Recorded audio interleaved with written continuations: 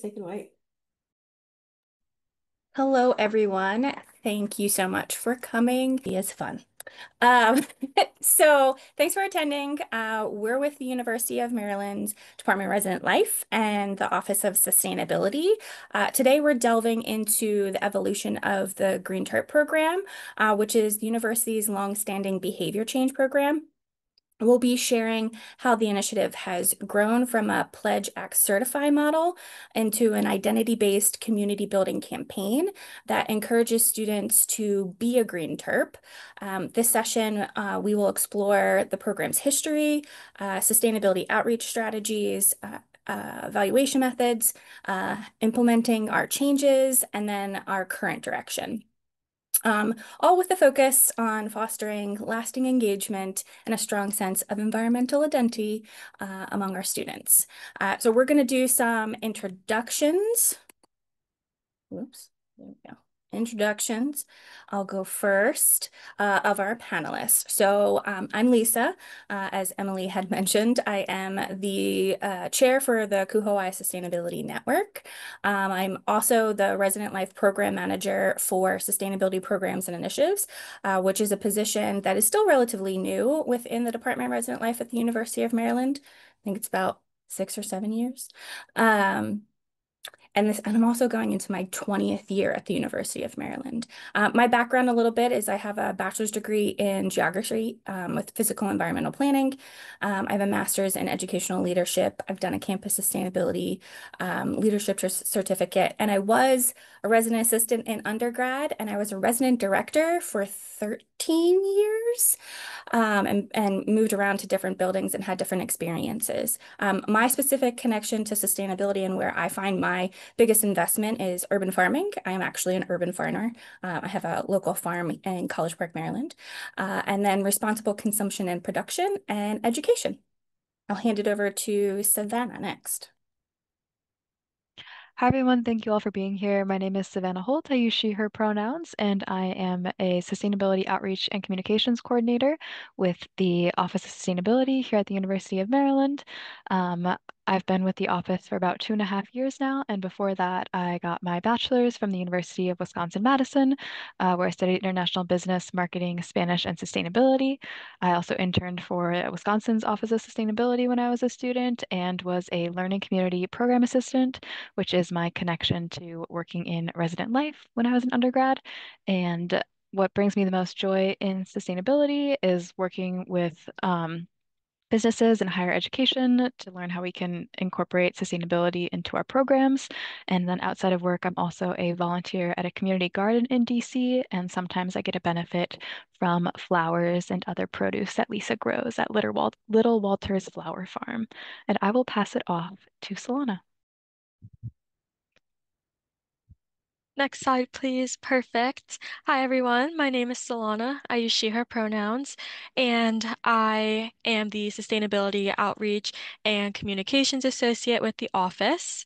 I, throughout undergrad at UMD, studied sociology and sustainability, and I graduated from UMD in 2024.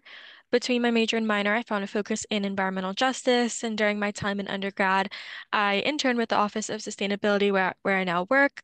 I did some food justice research with a faculty member on campus, and I also raised guide dogs. And my guide dog is currently a sun detection dog in New York, so that's great. In terms of my connection to sustainability, I was a co-president of an environmental justice club on campus called 17 for Peace and Justice, and I have a great passion for animals and education, which shows through my various volunteer work. All right. So today's topics, we're going to go over the history of our program, evaluating progress, and where are we now. All right, so let's start with the history. So in 2011, the first LEED Gold University Residence Hall opened. I happened to be the resident director opening that building, and there was a lead educational credit that required sustainability education to be woven into community development that would utilize the utility monitor or lead wall, which was located in the lobby. Unfortunately, that system had some issues, so we needed to shift our developing of education for the students in that building.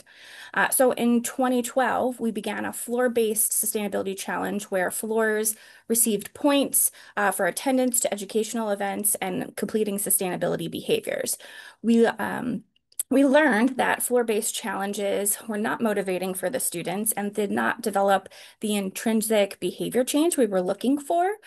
We did some research to see what other schools were doing, and at that time, it was still fairly limited, but we were seeing schools with success in individual pledge-based programs. So in 2014, we launched a pilot for our individual student pledge ACT Certify program, and we called it the Green Squad Challenge. This was then incorporated into like all the residence halls. So originally it was mostly just for Oakland Hall. And we themed it with campus-wide sustainability themed actions, as well as more individual things that you could do in your space. We also aligned the student pledge success with a event called Green Fest, which we hosted during Earth Month. In 2015, based off of the success that we were having with the Green Squad Challenge, we engaged with the Office of Sustainability, along with a focus group of campus colleagues and students, to set out to revise and solidify a really formal pilot program to build on the success of the Green Squad Challenge. And so in 2016, we launched the Green TERP, which was a Pledge Act Certified program, with individual actions in waste reduction, transportation, water use, food, energy, cleaning, and campus involvement. All right. Oops. So the program's intent was for students to select and then adopt 10 actions from the checklist into their lives throughout the semester and year, and then certify once they completed that. Each year we did regular evaluating of students and the data to give us a picture of what students were selecting on the checklist, registered versus certified numbers, how was our outreach numbers and engagement at tabling and events, how was funding working, was the budget actually okay, how much staff time we were spending for the management of the program, and did the program continue to align with current sustainability concepts. On paper, we met lots of targets, but we realized that the students were not understanding their actions in the way that we had intended. We were also limiting ourselves and our opportunity to build skills and knowledge by programming to a checklist that did not fully represent the student experience and involvement with sustainability. So essentially, we weren't necessarily developing that identity of being a green TERP. This program was also taking a lot of time to manage and required a consistent budget for resources and staffing support. And the biggest component that we realized was it didn't really translate well during the pandemic. And after the pandemic, students just engaged differently. So in the 22-23 academic year, we began conversations of how do we make changes. And in that same time, our campus started tracking progress differently and presenting our outreach. We had different goals.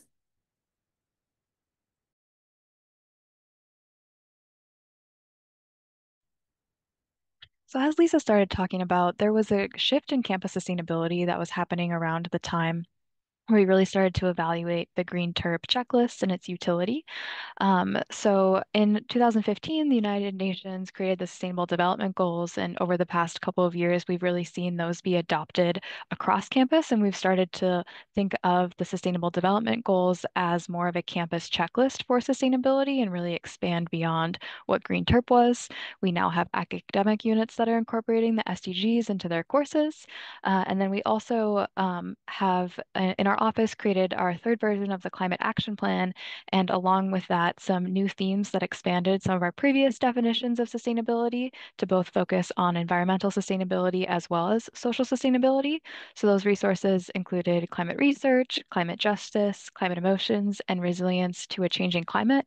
And these were all web pages that our team developed and that filtered into the different outreach events that we hosted, which went beyond what we previously tabled about the Green Terp checklist, as Lisa was saying.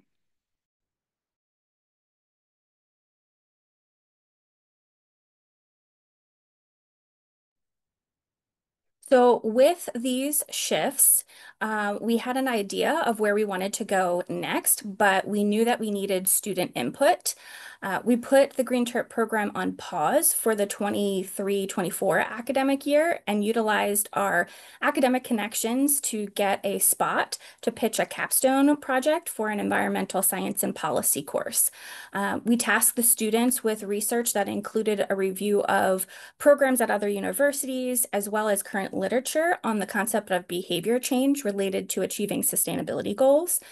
We wanted them to conduct interviews and do a survey of current students to gauge attitudes about sustainability on campus.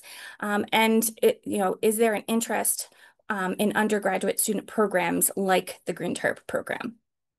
We learned we were a bit disconnected with the students' needs and interests. The students wanted minimal steps for this Green Terp identity. They wanted more direct connection of how what they do at the University of Maryland connects to sustainability progress and goals. There was a high interest in environmental and social justice topics. The need for outreach tabling across campus was still a priority, and a participation in a challenge could still be a component as long as it showcased how it connects to the goal of learning inside and outside of the classroom. There was a suggestion of connection to the achievement of graduation and all the departments and units and classrooms on campus, incorporating how you're a Green Terp into their engagement with students. So that meant including into course materials, entities like our dining hall showing this is how you're a Green Terp when you dine with us, etc.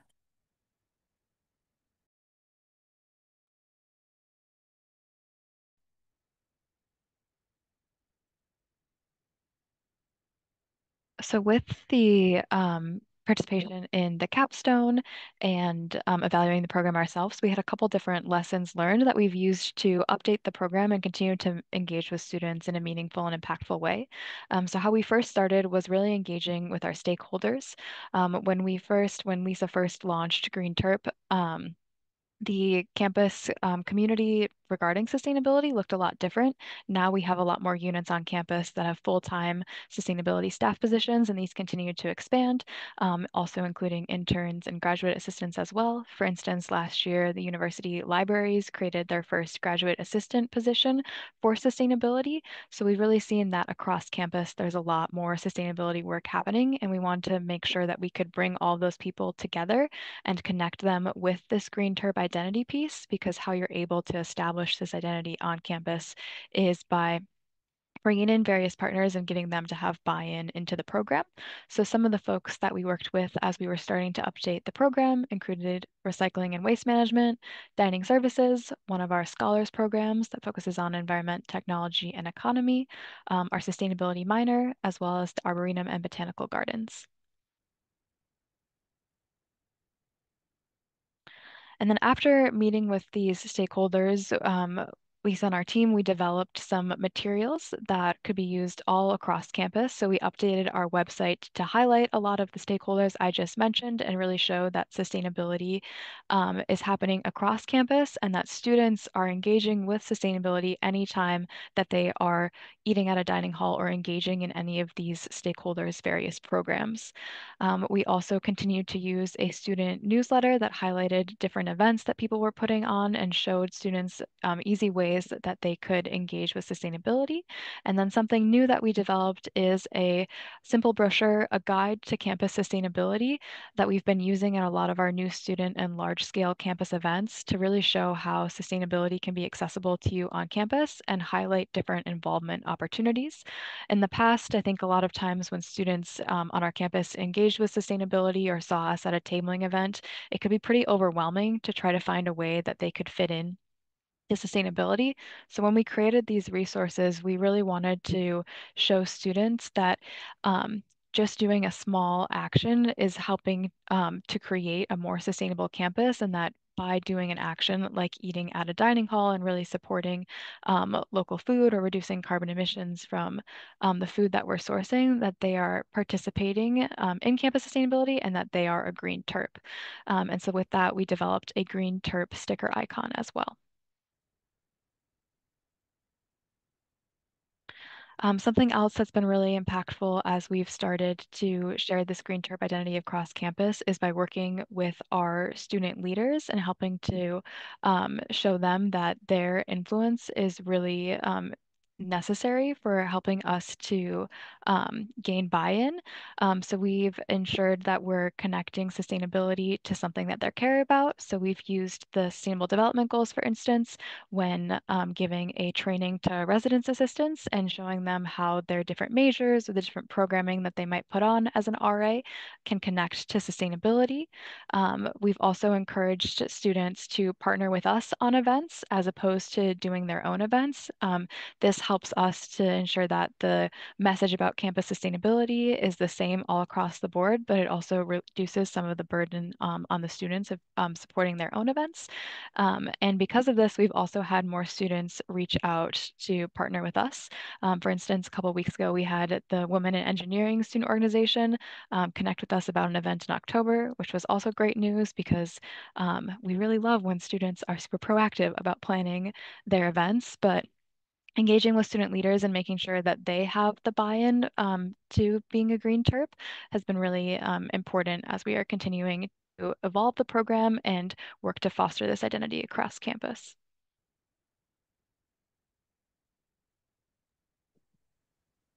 So to be successful, we knew we needed student involvement, and both of our offices created a variety of paid and unpaid positions to be able to make this Green Terp identity happen across campus. So for resident life, we have interns and volunteer leadership. I have 7 program assistants for resident life sustainability. I also have 2 student managers, so one for the Terp to Terp campus restore, which I manage, and then a student manager for educational engagement and outreach. And then we have an RHA sustainability committee, which I advise. And those, we usually work with them on telling them what like the main topics are that our campus is trying to tackle this year. And they are in each one of our residence halls as a member of their hall councils. And so it kind of gives us a little bit more widespread interaction with the halls at the student volunteer leadership area.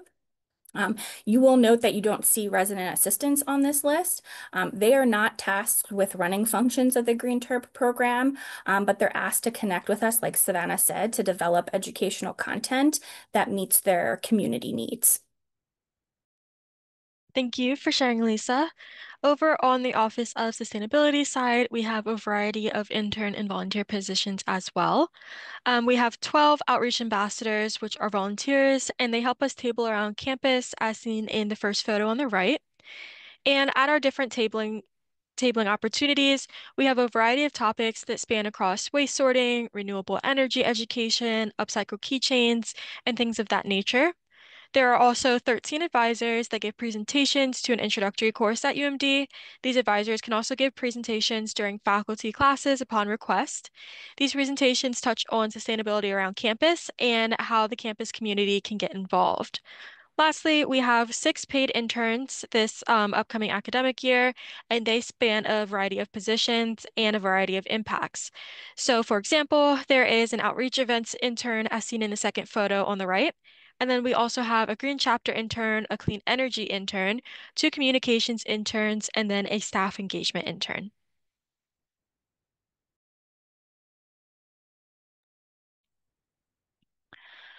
How are we sharing the Green Terp identity across campus? So as I talked about earlier, and as we've alluded to, the Green Terp digital sticker is one way that we're really trying to get the message out about you are a Green Terp and that the events that our stakeholders are hosting also connect to being a Green Terp. For instance, our colleagues at the Department of Transportation Services, they do a lot of events that focus on sustainable commuting options or transportation around campus, like taking a bike or using our bus service on campus. And they've been putting the I am a Green Terp icon on different flyers on their tables, as well as promotions for the event. We have an example here of a donation drive that Lisa organized through Terp to Terp, where it says, I am a Green Terp. And so by sharing with our stakeholders this Be a Green Terp identity and allowing them to use our materials, in fact, encouraging that they use our materials, we are working to spread the word about being a Green Terp and creating a sustainable identity across campus, and then really ensuring that this is accessible to students. So we want to make sure that when they are taking a class that focuses on sustainability, or if they're using services like the Terp to Terp Campus Reuse Store or the Campus Pantry, they understand that they're a part of this larger sustainable UMD network and that they realize their connection as a Green Terp here on campus.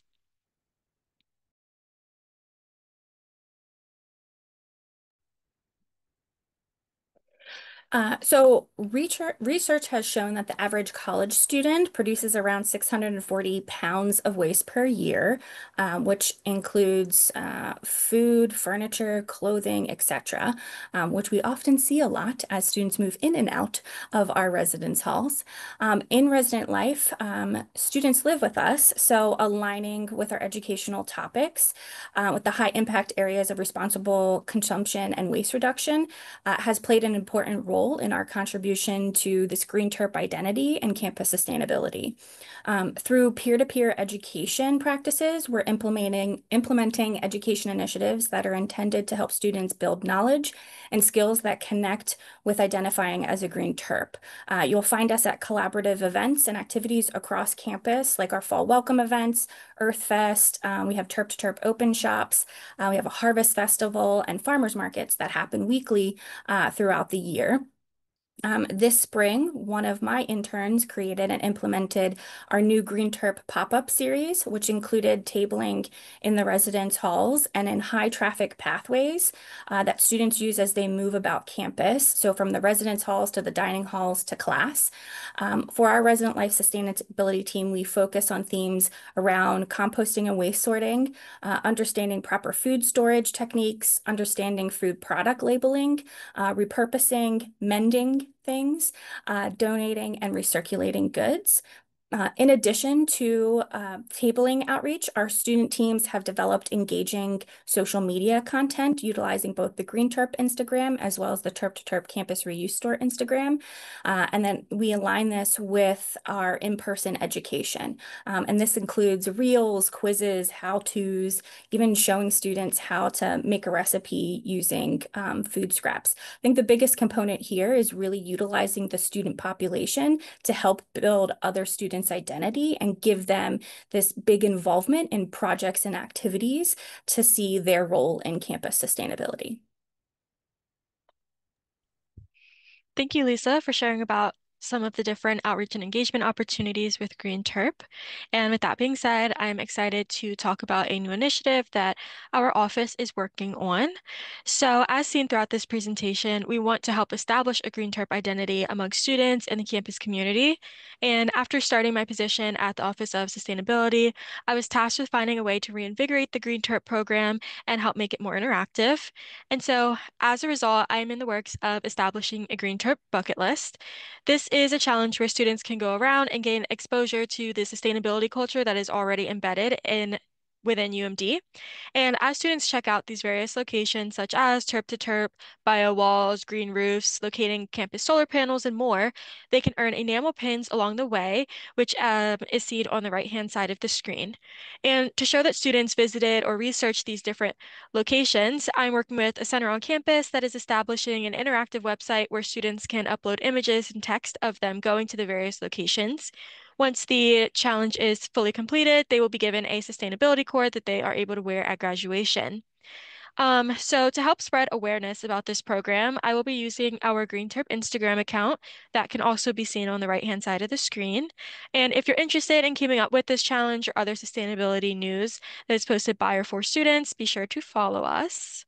So, with that being said, on the next slide, I just want to thank everyone for attending and taking the time to learn about what Res Life and the Office of Sustainability is doing, both in collaboration to help make the campus community more sustainable, both in the residence halls and beyond.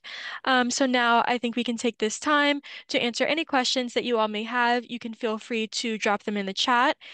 You can also use the Q&A feature that we have, or if you would like, you can use the raise your hand feature and come off of mute to ask a question.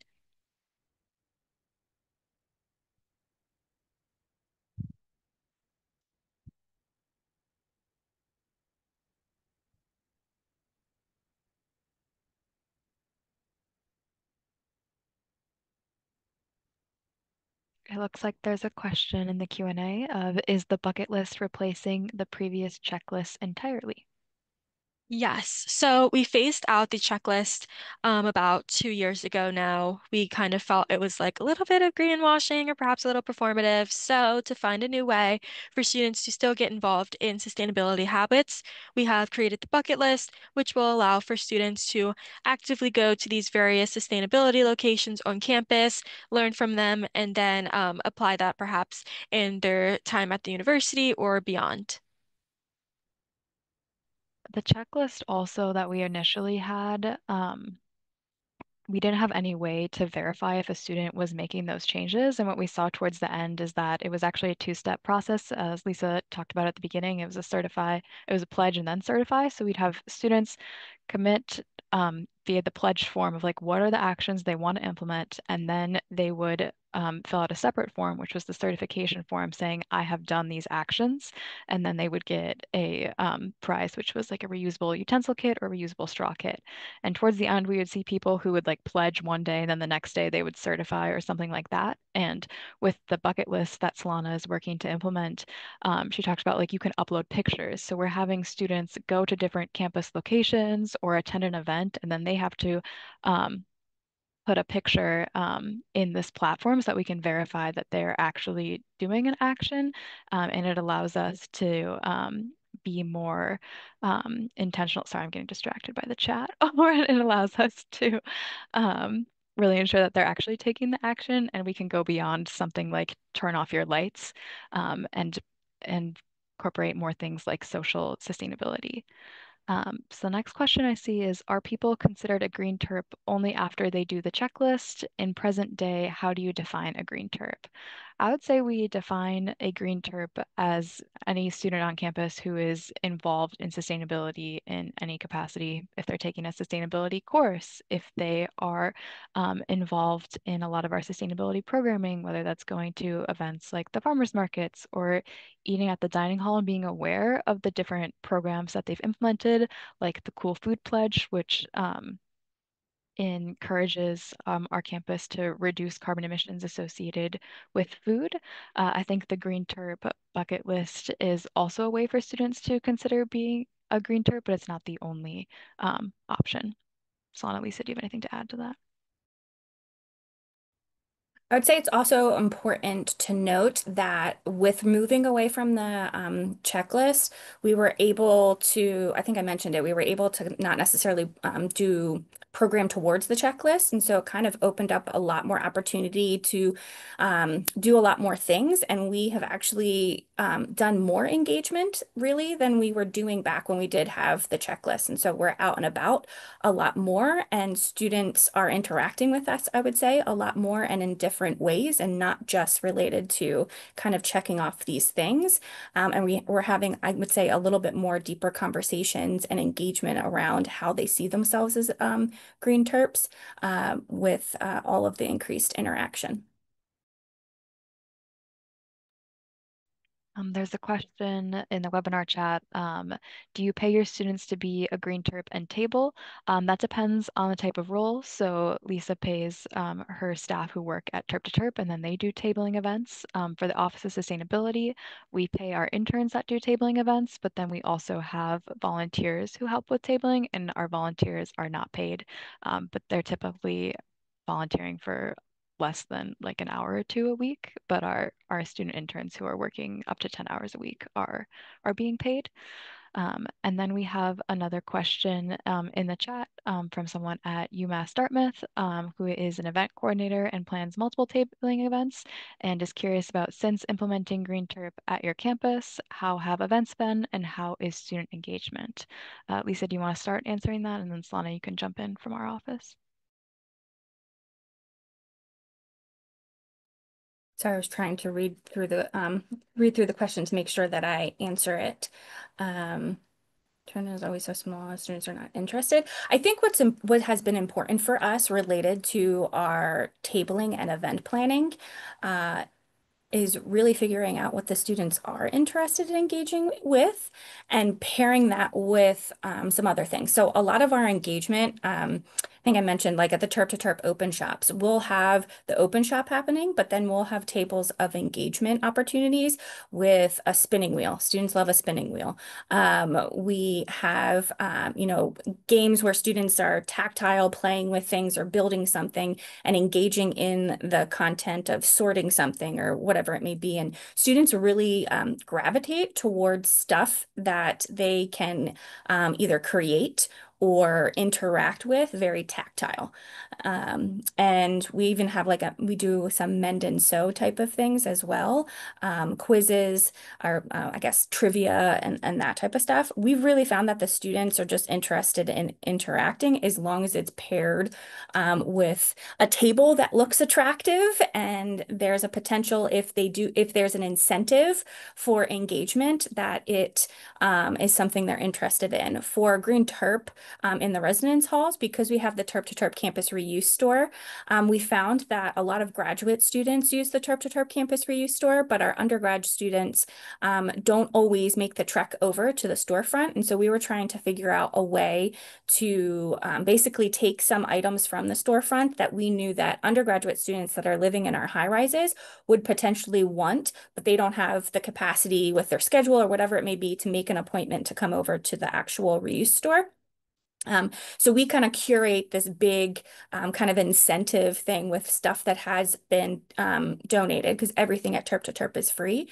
And we use those as incentives. So we will, near our tables, have like a rack of Maryland gear that had been donated, mugs, cups, and things that we kind of think that students will gravitate towards. During opening, we have a big giant bin of packs of 10 hangers, bed risers, all those different types of things. And that in itself kind of brings people to the table, but they do have to say to interact with us, and they always do. And then you have some really great conversations, and we focus on making them not really too long interactions. So it's maybe sorting 3 things or putting 3 things that you would store into where you would store it in the refrigerator and having a conversation about that.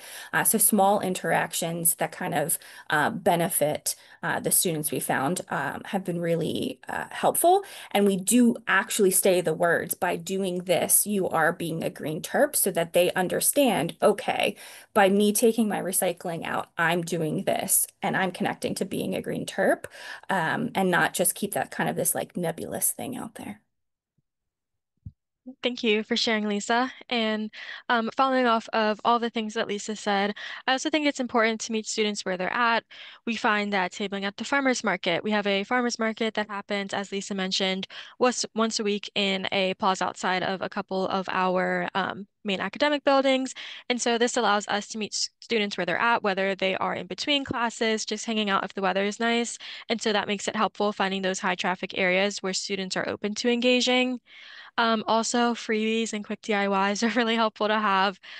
Lisa said, having an attractive table, and alongside that is having things that the students can take with them after they engage with you. So it could be something as small as candy and a sticker. We use Dum-Dums because the wrapper and the sticks are all compostable, and we always promote waste sorting here on campus.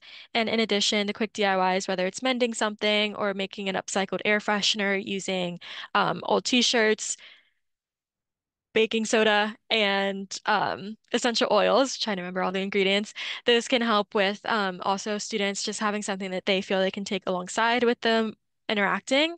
Also, using different social channels, we reach students in a variety of different ways. As Savannah mentioned, there's the Green Terp newsletter, and in that we include lots of different activities and events for students to attend so that they're able to stay in the loop.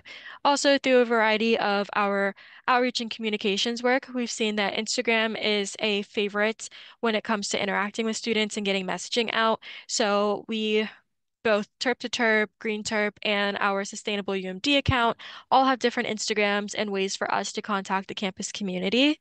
And lastly, touching on the last part of your question, Jet, you had asked about how is student engagement.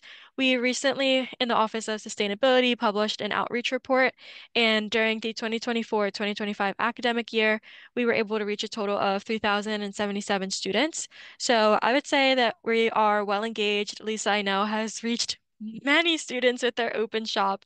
So through all of these different tactics, it's really allowed us to see our numbers grow over the years of how we impact and reach students.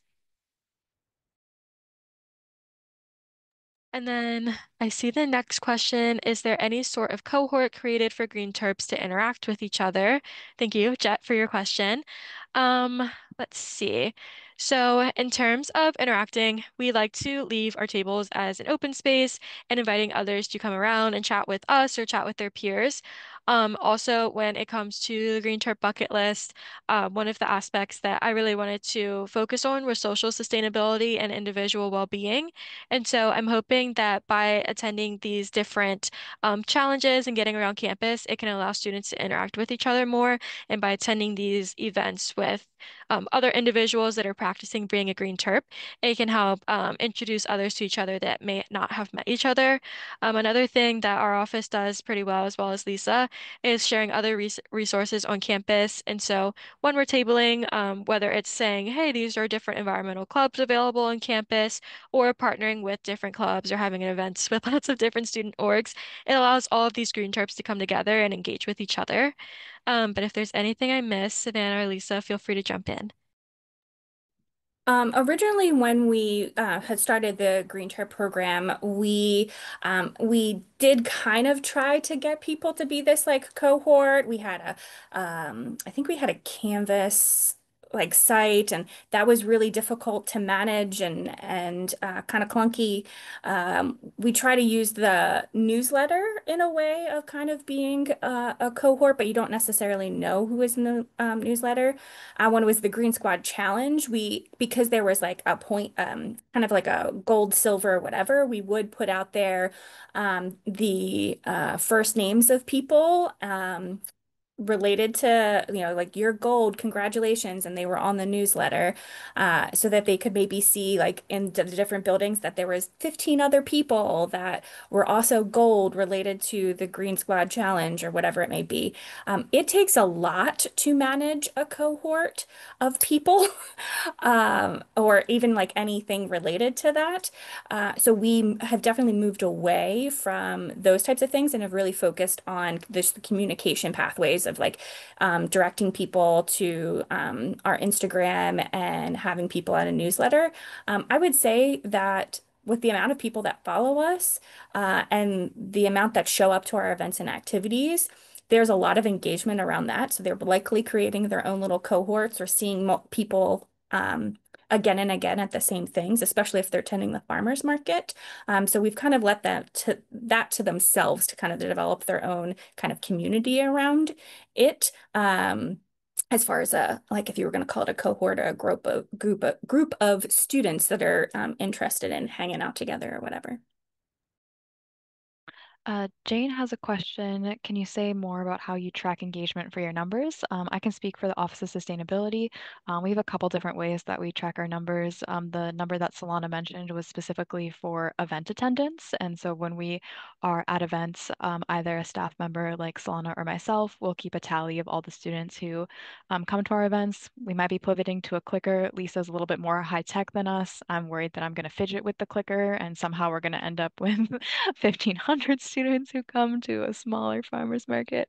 Um, but the tally marks or just clicker of how many folks stop by at our table. See, look, the clicker's right there. It's kind of, Solana's putting it on the screen.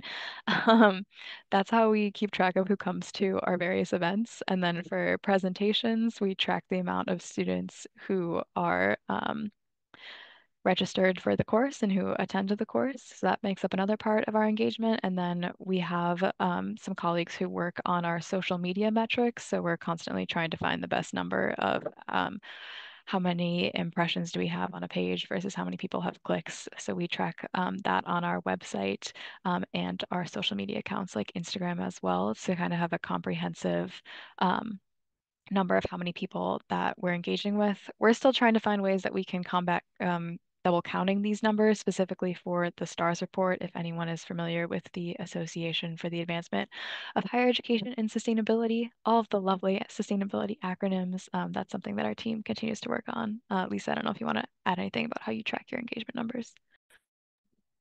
Uh, Fairly similar. I was the one that started the clicker madness. I love a good clicker because my students can hold it, and I'm like, "Have you been clicking?" And their eyes will go, "No, but I did count 5 people," and then they'll click.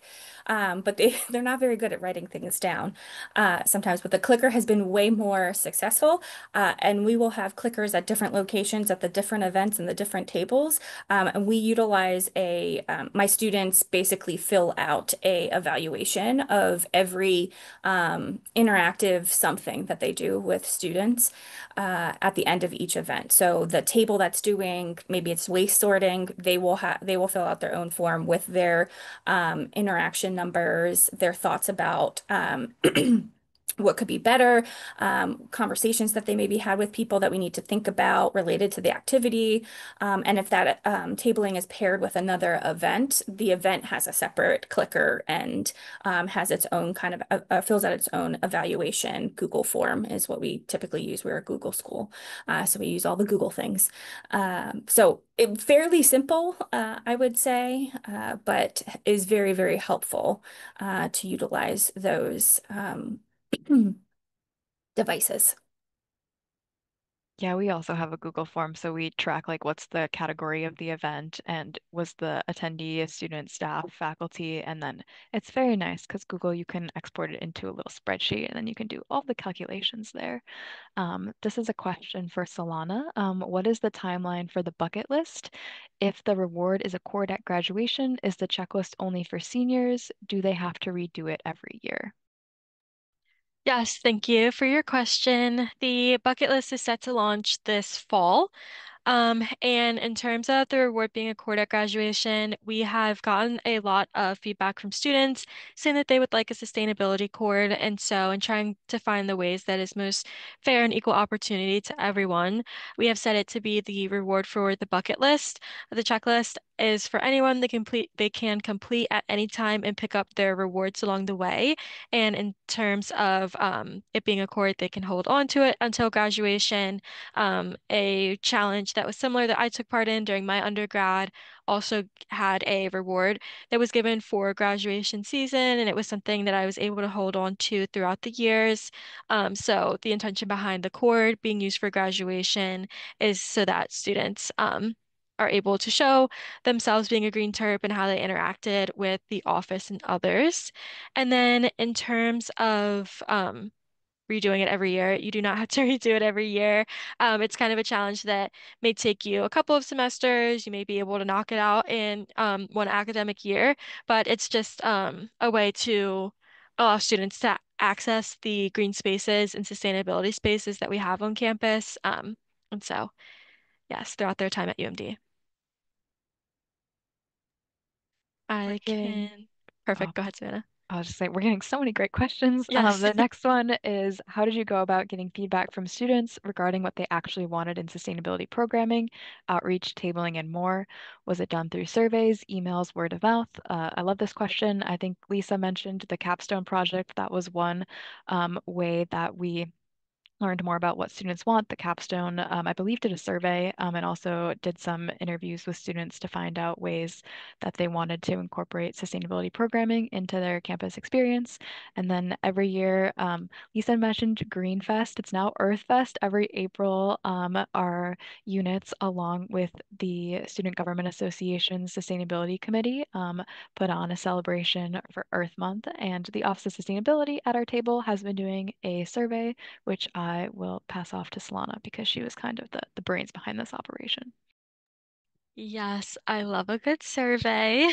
As I had mentioned in my introduction, I was a sociology major, and so I was able to be exposed to a variety of different means and mechanisms to produce a survey, how to do it fairly, and things of that nature. And so at EarthFest, we get at least 500 attendees every year that stop by just our tables alone. There's many other activities for them to do, or if they're passing in between class. So we're grateful for the number of students that we can reach at that event alone. And in the past, we were collecting things on paper. But as we are becoming more digital by the day, we have transferred over to a QR code that students are able to scan to access a survey. And the survey has a variety of questions, both demographic and their environmental involvement. What is your preferred medium for outreach? Where do you like to learn your information? Things of that nature. And in terms of the demographic questions and the purpose of those is so that we're able to learn what audience we're reaching, but also learn where there are gaps in our normal outreach, where there are trends and things of that nature, so that we can continue to improve our outreach for students. Um, by far, the biggest channel that we see students requesting information to be shared is over Instagram. And so we definitely make sure that we focus on our Instagrams a lot, reminding students through there and things of that nature. And so I would highly suggest having some sort of survey if you'd like at your different tabling or if there's at a big event. There's the caveat that your respondees will most likely be individuals very into environmental actions as opposed to other individuals that, may not be as interested. But when you are reviewing your feedback, just um, knowing who makes up your audience. But I love a good survey and would definitely recommend, and I'm happy to chat more about it. We also One do of the, bribe our attendees. We give them a that's what I succulent was just to gonna say. complete the survey. Students love plants. Students love plants. We actually started doing at our tabling because we do a lot of tabling at the farmers market, and like I said, in pathways where the students are going to be moving, not just inside of the residence halls. And we started implementing a tell us one thing that you learned little box that after a student is engaged with our activity, tell us one thing that you learned that you didn't know before or you felt was interesting. And the students do it. Like it's not really something that's like forceful or anything. They're like, okay, sure. And we kind of highlight them here or there on our Instagram as we learn new things. We use it to help us kind of gauge what the students are actually getting out of the activities. And it's just a little Rubbermaid tub that we have on our all of our tables with a little slit in it where they could put the slip inside, and then my students just put that into a Google form and then it tabulates it all in Excel and those types of things. So that's another kind of like, what is that called? Like a question box or something like that, but just that more of a feedback box, I would say, that they give to us. And so that's been successful. They also Or love Play-Doh. Students mm. love Play-Doh. So little tubs of Play-Doh, if you have those as incentives, for some reason the students will flock to your table.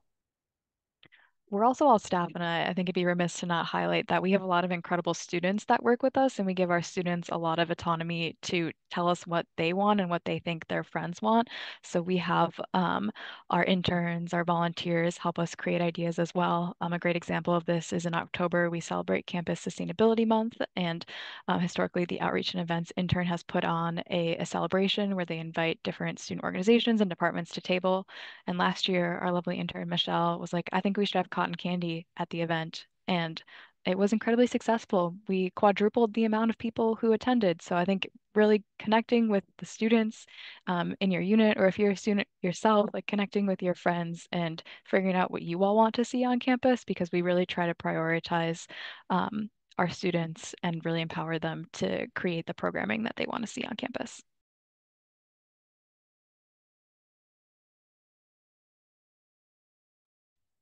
If there are no other questions, Lisa, on the next slide, we have a way for everyone to get in contact with us. If you have more questions or want to follow up with us, we're all happy to chat with you over email.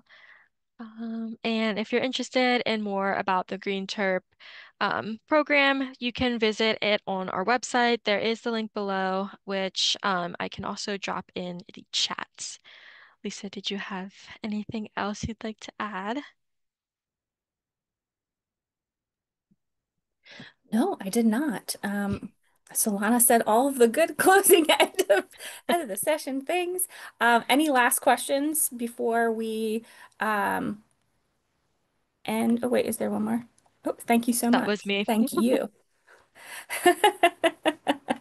I'm glad it was informative. And this has been recorded, so it will be up on the Kuho Eyes YouTube, and folks will be notified about that. And so if you want to share it with anyone, please do. And like Solana said, please reach out and connect with us about what we're doing. And if you're interested in some of the other things that we're doing, also outside of Green Terp in particular, definitely connect with us. We love to chat about sharing our knowledge.